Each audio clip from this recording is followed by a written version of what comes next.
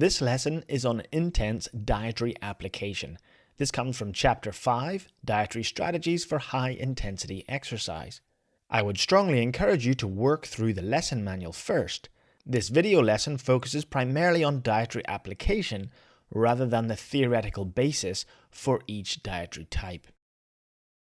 Before we can move forward, we must first categorize the three primary high-intensity activity types. By understanding each type, it helps us to understand the needs for each dietary strategy. First, we have single-bout high-intensity exercise. This could include something like a sprint, or perhaps something longer but that is a sustained high-intensity effort. The second category is repetitive maximal burst exercise that includes static rest.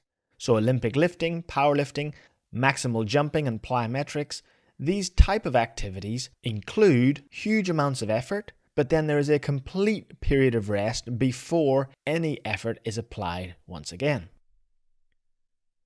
The third category is repetitive high-intensity exercise with active recovery. The high-intensity exercise tends to vary from moderate to maximal, and the nature of many of the team sport activities with which this is appropriate will always have active recovery, because the sport dictates that they continue to remain involved and cannot sit down and have a complete rest. Let's begin in Category A, the single-bout high-intensity exercise. This can be as short as a 10 to 20 second sprint, but it can also range up to as much as 45 minutes of total continuous activity. Therefore, the guidelines that we need to follow would utilize a large amount of carbohydrate. Because it's a high-intensity activity, we know that the athletes involved will be utilizing large amounts of carbohydrate. The duration is too short to emphasize lots of dietary fat. So let's work through an example. This is for a 80 kilo athlete who has a target range of 3,900 calories per day.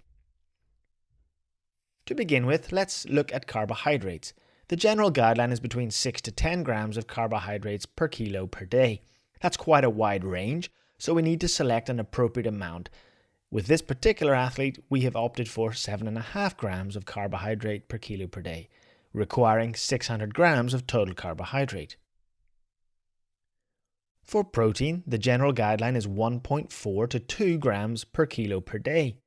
Again, that's quite a wide range, so we must select a more specific amount. This athlete has a reasonable amount of body weight, and therefore there will be a lot of muscle mass that needs to be maintained. So we've opted for 1.8 grams per kilo per day, or 144 grams of protein. For dietary fat, the general guideline is 20 to 30% of calories per day. Now, as this specific athlete is taking in quite a large amount of carbohydrate, it would be wise therefore to reduce the total amount of fats in order to prevent an overshoot of calories. Therefore, approximately 24% of calories will be the targeted amount, which is 104 grams of dietary fat.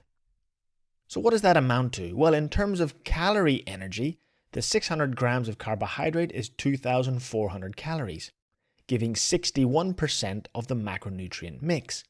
For protein, that 144 grams is 576 calories, or 15% of the macronutrient mix.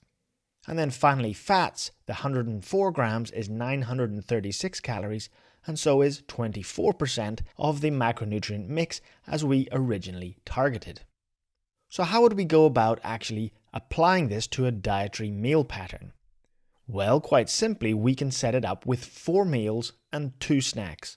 Each of the 4 meals would target the macronutrients as follows: 125 grams of carbohydrates, with approximately 30 grams of protein and 22 grams of fat per meal.